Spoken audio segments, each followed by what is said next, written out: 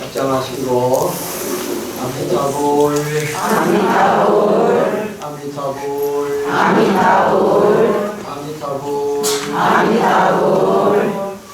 반갑습니다. 반갑습니다. 여기까지 소리 잘 들리십니까? 예.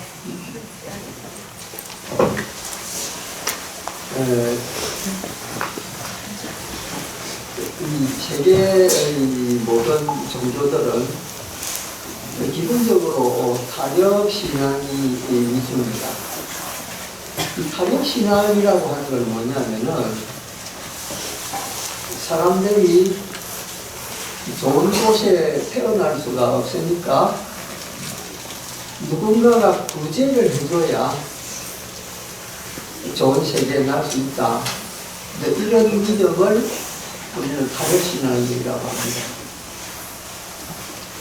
그러니까 세계 모든 종교는 어떤 신이 있어가지고 그 신의 힘으로 구원을 갖게 된다.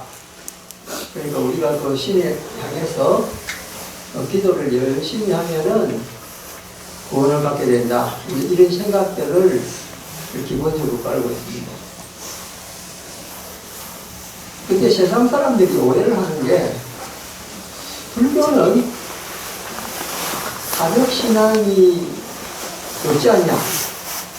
왜냐하면 불교는 자기가 자성을 밝혀서 부처가 되는 게 이게 불교 교리니까 자기 스스로 억장을 없애가면서 마침내 자기 스스로가 자기를 구원한다.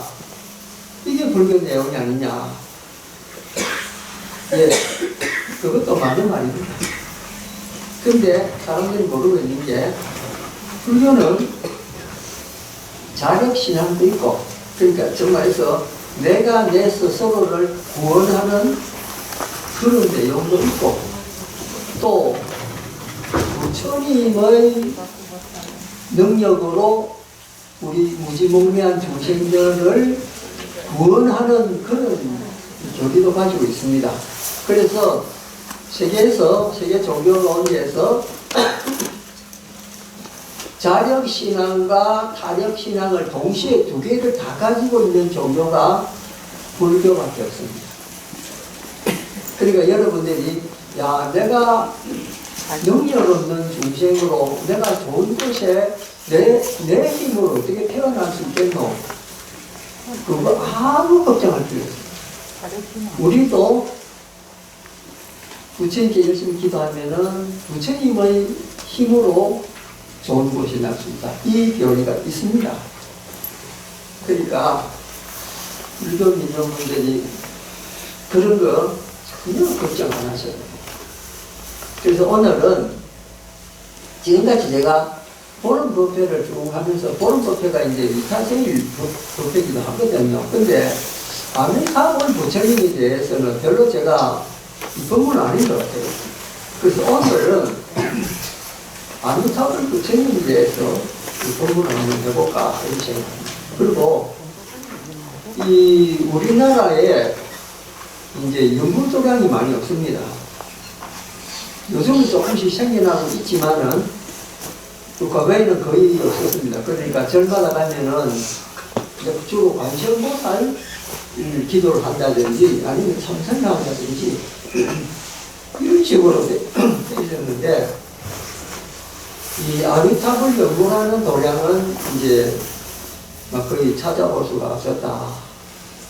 근데 과거에 신라시대나 고려시대나 조선 때는 이 아미타불 모시고 있는 무량수정이나 뭐 이런 그 이타정이나 이런 게 있어가지고 보면은 그때는 이타신앙이 좀 있었지 않았나 이렇게 볼 수가 있죠. 근데 근래 들어서 이제 우리 그 간호사 같이 이 아미타 부처님을 주로 염송하는 연불도량이 이제 조금씩 생기고 있습니다. 그런데 이 아미타불을 믿는 이 신앙이 언제부터 시작됐느냐? 이 이타신앙을 이루고 있는 여러 가지 경전이 있는데 그 경전 중에 관무량수경이라고 하는 경이 있습니다. 그 무량수경 서문에 보면은 이제 극락세계에 대한 설명이 나옵니다. 어떻게 나오느냐? 부처님을 지극히 존경했던 인도의 왕이 있었는데 그 왕이 비비사라 왕이라고 하는 왕입니다. 근데 이 왕이 자기 아들이 그 아사세라고 하는 아들이 있었는데 그 아들이 나라를 탈취하기 위해서 아버지를 감옥에 가다 보입니다. 그 감옥에 갇힌 아버지한테 병사들로 하여금 밥을 주지 말라. 이래가지고 이제 그 아버지를 유폐해가지고 밥을 안 줬는데 그런데 원래 이 사람 무슨 생각을 했냐면은 어머니도 감옥에 가두려고 생각했는데 신하들이 뭐라고 하냐면은 고래가 아버지를 감옥에 가둔 일은 있어도 어머니를 감옥에 보내는 일은 없다. 그러니까 어머니는 그냥 자유롭게 두어야 된다. 이래서 이제 아사세 왕자가 어머니를 그냥 뒀어요. 그래서 아버지를 이제 굶겨 죽이려고 밥을 주지 말아서 아버지가 굶고 있는데 한 달이 지나도 아버지가 죽질 않아요. 그래서 이상한 일이다. 왜 아버지가 감옥에 갇혔는데 밥을 안 줬는데 죽질 않는가? 그 병사들한테 물어보니까 밥은 전혀 준 적이 없는데 하루에 한 번씩 왕비께서 한 번씩 이렇게 지나고 가신다. 그래서 가만히 아사세가 생각해보니까 뭔가 이게 문제가 있는 거예요. 그래서 나중에 조사를 해보니까 어머니가 정말에서 그 왕비 이름이 위제희라고 하는 왕비인데요. 그 위제희 왕비가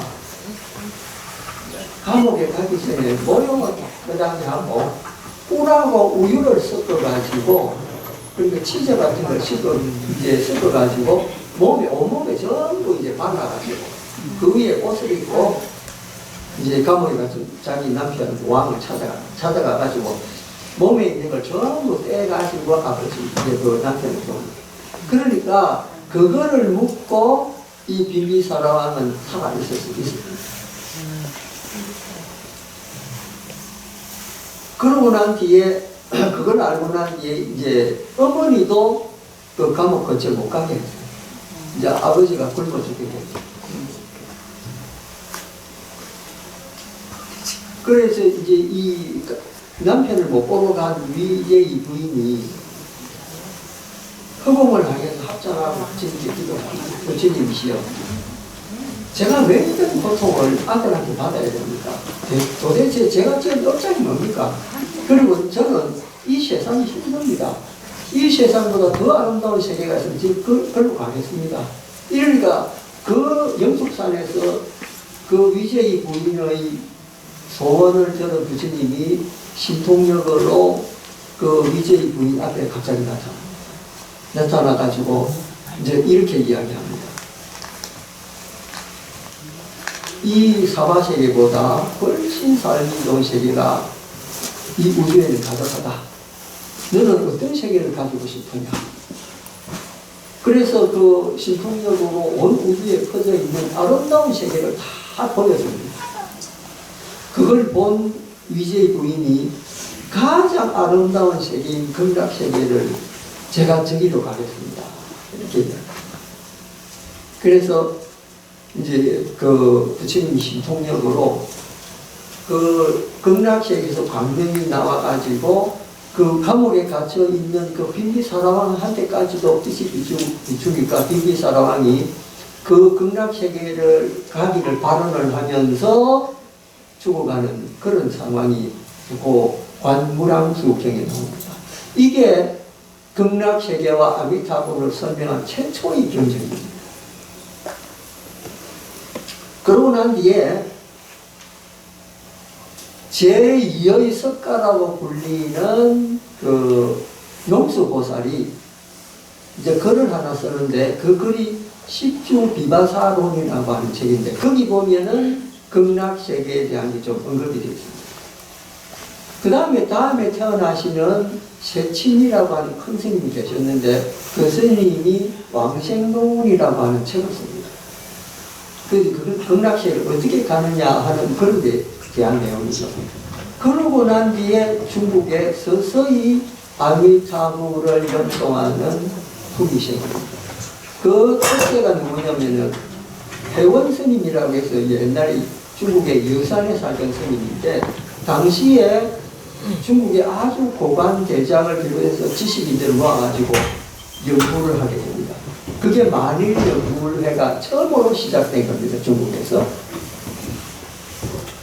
그분 뒤에 또 나타나신 분이 담난대사라고 하는 분인데 이 담난대사는 왕생롱주라는 글을 쓰게 됩니다. 이게 이제 용수와 세친 스님의 그 맥을 이어가지고 극락세계를 이렇게 찬탄하는 그런 내용으로 되어 있습니다.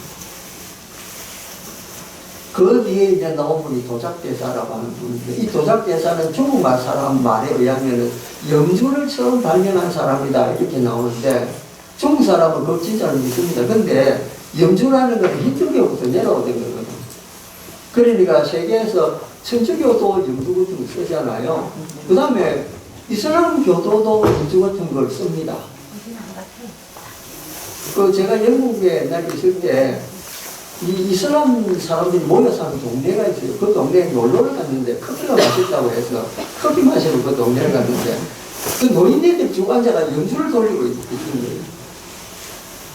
그래서 그걸 보고 이제 그 다음날 그 옛날에 그 큰 스님들 쓸 때 큰 왕 그 연주 있잖아요. 이렇게 탁 돌리면 딱딱 소리 나는 큰 나무로 된 연주 그걸 가져갔거든요. 그걸 그 사람 앞에서 그걸 돌리니까 자기네들은 잔잔하게 돌리고 난 큰 거 돌리니까 봐봐 얼굴이 전부 다 좀 안색이 이상하게 되는 걸 봤습니다.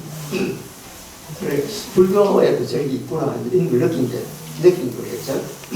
어쨌든 중국 사람은 이제 그 도작 스님이 그 연주를 처음 만들었었다는데 그건 아닌 것 같고요.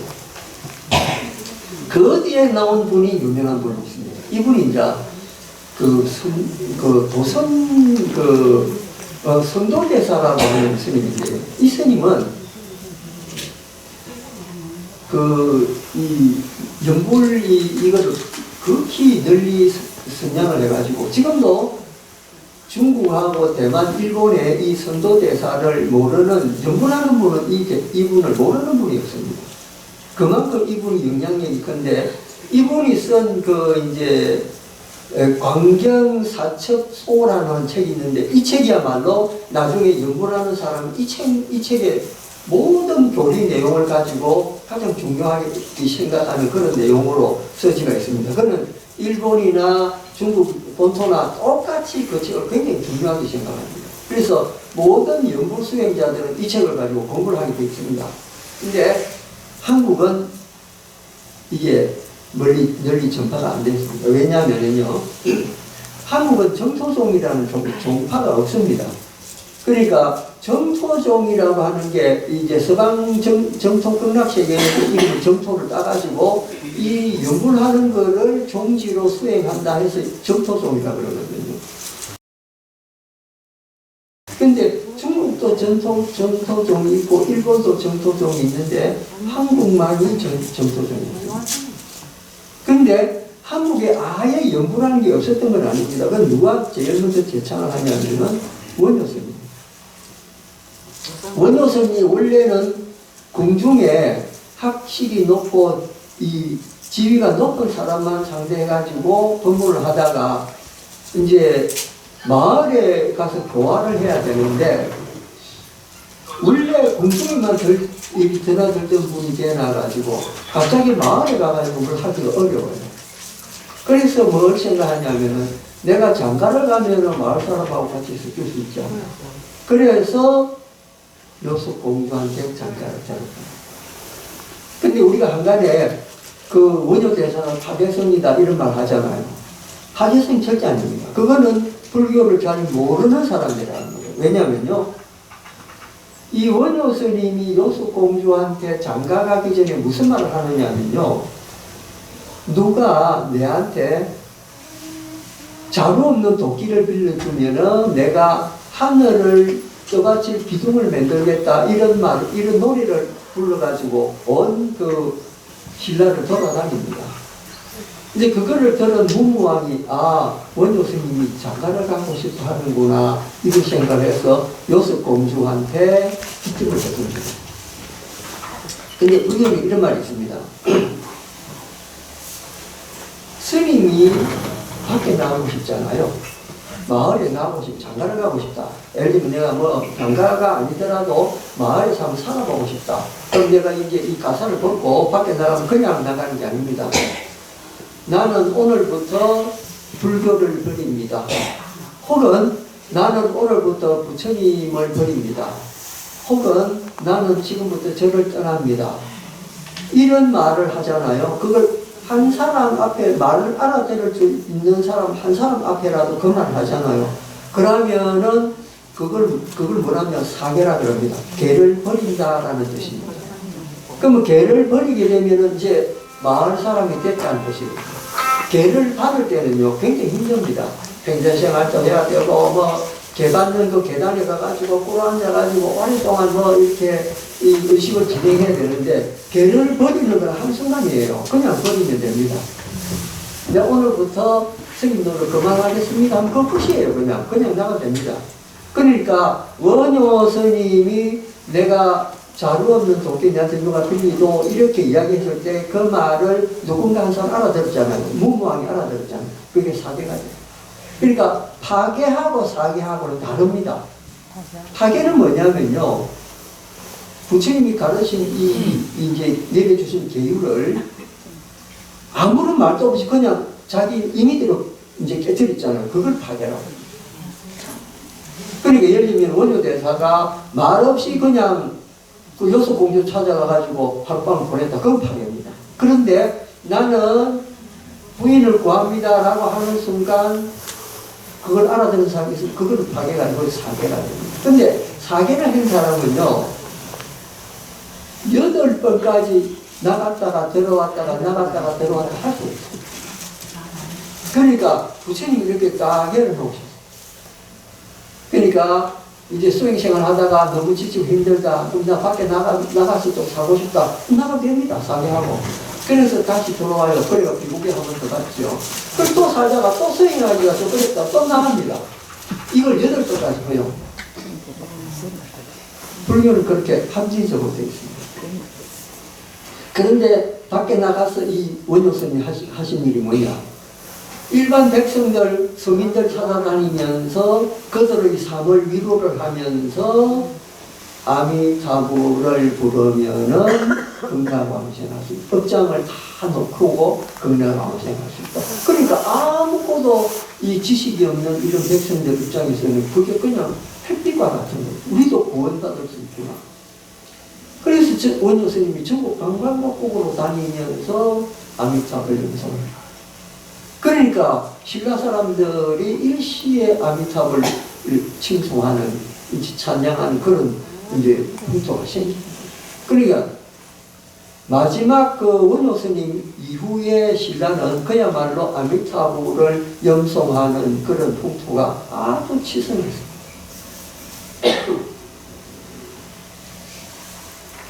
근데 그에 반해서 일본은 어떠냐? 일본의 정토종을 세운 최초의 인물이 있습니다. 이분이 한국말로는 이제 법연이라고 하는 스님인데요. 이 법연이라는 스님은 어릴 때 부모를 잃고 절에 들어왔는데, 절에 들어온 어디를 들어왔냐면은 희예의산이라고 하는, 그러니까 천태종을 위주로 공부하는 그런 절에 들어왔습니다. 근데 옛날부터 이 천태종이라고 하는 거는 당나라 때 천태지 선사가 이제 이 개창한 거거든요. 근데 그게 일본에 들어간 지는 아주 오래됩니다. 근데 한국에도 고려 때까지 천태종이 있었는데 조선에 넘어오면서 거기 사라졌어요. 그리고 요새 천태종 있잖아요. 뭐 부인사 뭐 이런데 그거는 100년도 안 됐습니다. 만들어진 지가. 그 역사가 없는 이제 우리나라 이 천태종은 역사가 없어요. 그런데 그 반대로 일본은 유구한 역사를 지금까지도 가지고 있습니다. 그래서 그 히에이산에 그 연력사라는 절이 있는데 그 연력사라는 절이 아주 큰 본산입니다. 그래서 이 법연이라는 스님도 거기서 공부를 합니다. 공부를 한데 내가 이 천태를 공부를 하면서 보니까 이 내 마음이 뭔가 꽉 차질 않아. 그래서 자기 나름대로 따로 공부를 결심하고 그 히에이산에 흑곡이라고 하는 그 올짜기가 있습니다. 그 올짜기가 금을 흑자 써가지고 흑곡인데 왜 흑곡이냐면요. 낮에도 햇빛이 들어요. 그만큼 깊고 어두운 그런 격거든요. 거기에 들어가가지고 8만 대장경을 25년 동안에 5번을 읽었습니다. 대단하죠. 그러고 난 뒤에 그 5번을 읽고 마지막 결론이 뭐냐면은 이 엄청난 경률론을 이걸 사람들이 다 어떻게 공부를 합니까? 그 결론이 뭐냐? 아미타불을 염송하면은 부처님의 원력에 의해서 우리는 구제받을 수 있구나. 이걸 느끼게 됩니다.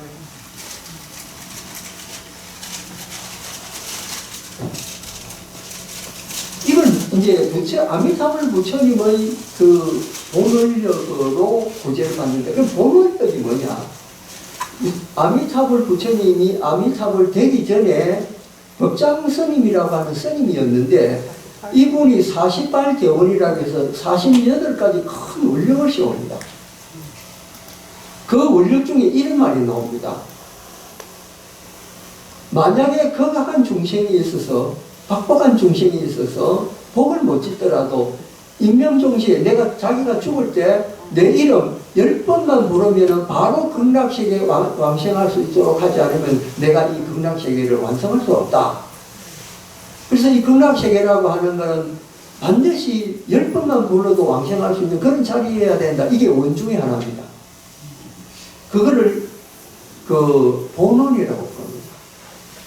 그러니까 아미타불 본원은 모든 중생을 남김없이 구제하겠다는 그런 원력이 있는 거죠. 그래서 우리가 연불할 때 어떻게 합니까? 모든 연불에 원위차, 공덕, 보거버, 일체하등의 중생 그건 나오잖아요. 그러니까 거기 보면은 그 왕생 극락국 동경무랑수 개공성으로 이건 나오잖아요. 모든 중생이 함께 극락세계 가지고 부처님 아미타 부처님 칭견하고 모두 불도를 이룹시다. 모든 법회에 그게 나옵니다. 그러니까 그거는 참선하는 스님이 연불할 때도 그 말 나오고 또 뭐 다른 뭐 종파의 스님들 연불할 때 맨 마지막에는 반드시 아미타불 칭견합시다. 그래서 우리 함께 성불합시다. 이거 나옵니다. 이게 왜냐? 아미타불의 본원력 때문에 그렇다라는 거예요. 그러니까 그 중국이나 일본이나 아주 훌륭한 고성들이 수많은 수행을 하고 닦았지만은 나중에는 아미타불 본원력에 의해서 극락세계에 태어나고 싶다는 발언을 누구나 다 합니다. 하물며 여러분같이 범부중생이 말할 필요 없습니까? 연불해서 극락 가자 이거죠. 아주 쉬운 방편법이랍니다. 그 다음에 이 법연이라는 스님 밑에 제사한 사람이 있었는데요. 이분이 일본에서 가장 유명한 신랑이라고 하는 스님입니다. 이 신랑이라고 하는 스님이 좀 대단합니다. 왜냐하면 4살 때 아버지를 드리고 8살 때 어머니를 드립니다. 근데 9살 되던 해 그런 생각합니다. 내가 출가해야 되겠구나. 그래가지고 출가하러 이제 가가지고 스님한테 이제 그 계를 받도록 원하니까 그래 오늘은 밤이 늦었으니까 내일 계를 받도록 하자. 그러니까 그 9살 먹는 스님이 무슨 시를 지었느냐 이런 시를 지었습니다. 아름답게 피어난 저 벚꽃도 혹시 밤사이에 비바람으로 꺾일 줄 누가 알리? 이런 식으로. 자, 이 뜻이 뭐냐면요. 저렇게 화려한 꽃도 지금은 뭐 피있지만은 밤사이에 비바람 때문에 꺾어질 수가 있다. 그러니까 내 목숨이 내가 9살이라 이렇게 꽃다운 나이지만은 나도 밤사이에 갑자기 죽을 수도 있으니까 내가 그렇게 되면 내가 어떻게 개를 받게 되나? 이 말이에요.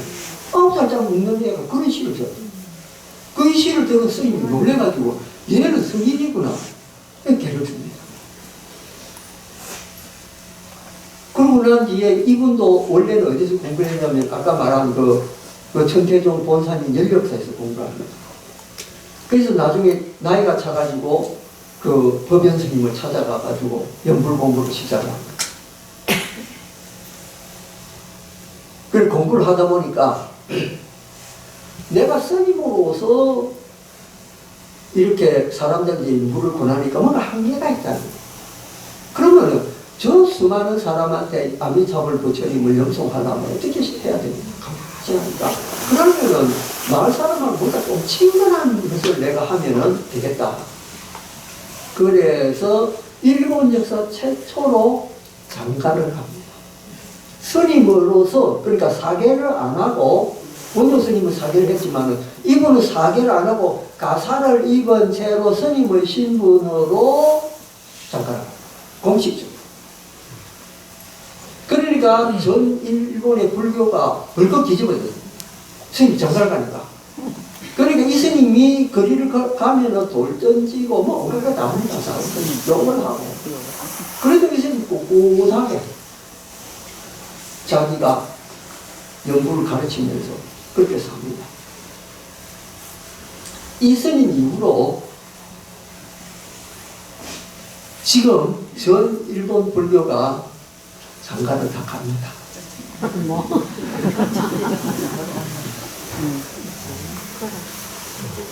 저마다 그런 말을 해줘. 요새 공양도 못 살았다고. 스님도 더 장가해야 된다. 이런 말을 하고. 그렇다고 해서 일본불교를 가지고 올 수는 없고 그렇습니다. 어쨌든 일본에 지금 스님들이 장가 가게 된 그 연유가 바로 이 신난이라고 하는 스님 때문에 그 풍토가 생기기 시작했다는 거예요.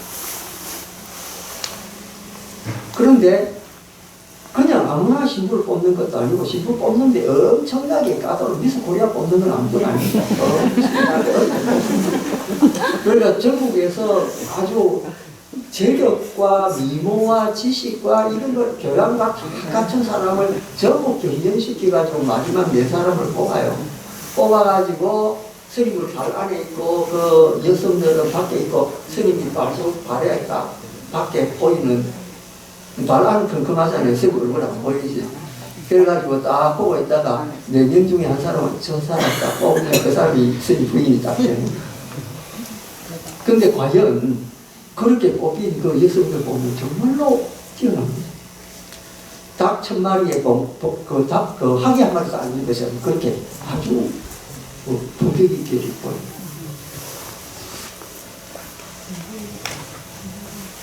그래서 이 신난이라고 하는 스님은 이제 그때부터 엄청난 박해를 받습니다. 이제 장가 갔다 이런 의미로. 그런데 스님 뭐냐? 성품이 뛰어나고 분명히 이렇게 방정하니까 이제 그 따르는 무리들이 점점 늘어나기 시작했어요. 그래서 마침내 이제 이 스님이 그 내세운 종지가 있습니다. 그 종지가 뭐냐면요. 첫째, 모든 불교 경전 가운데에서 우리는 아미타불을 염송하는 것을 주로 한다 하고 우선 선택을 이야기합니다. 선택을 하고 난 뒤에는 뭘 해야 되겠습니까? 전수를 해야 되겠죠. 전수란 뭐냐면 아미타불 부처님만 일념으로 닦는다 이거예요. 그걸 전수라고 합니다.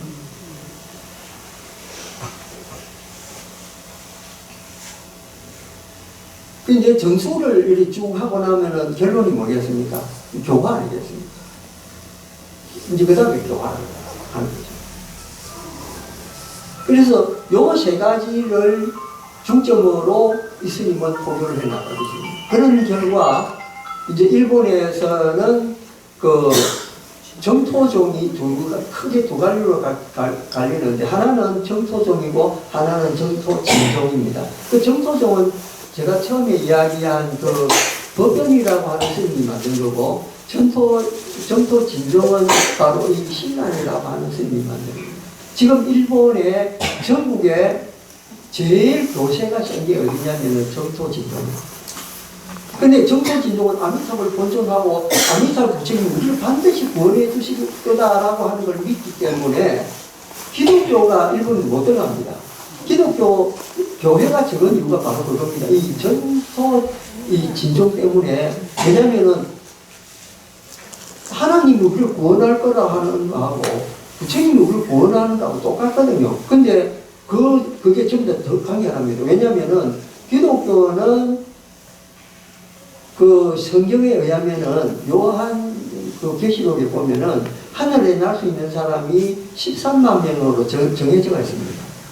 근데 불교는 우리가 부처님이 구원할 수 있는 사람은 모든 중생이다 이렇게 나옵니다. 그게 차이다. 그렇기 때문에 일본 사람들은 기독교를 별로 이렇게 탐탁하지 않겠어요. 왜냐하면 그 아미타불에 대한 믿음이 굳건한 거예요. 그래서 지금까지도 일본은 그렇고 대만도 역시 그 정토종이 굉장히 강합니다. 그래서 중국 전체에도 다른 그 외국 종교가 잘 못 들어가는 이유가 바로 그런 게 있어요. 정토종의 그 힘이라는 게 그 정도로 대단합니다. 그래서 우리 범부 중생들은 갈 길은 딱 하나입니다. 우리를 구원할 힘이 없으면은 아미사불 부처님께 의지해서 우리를 구원해 주십시오. 그 평소에 정수회라고 그랬잖아요.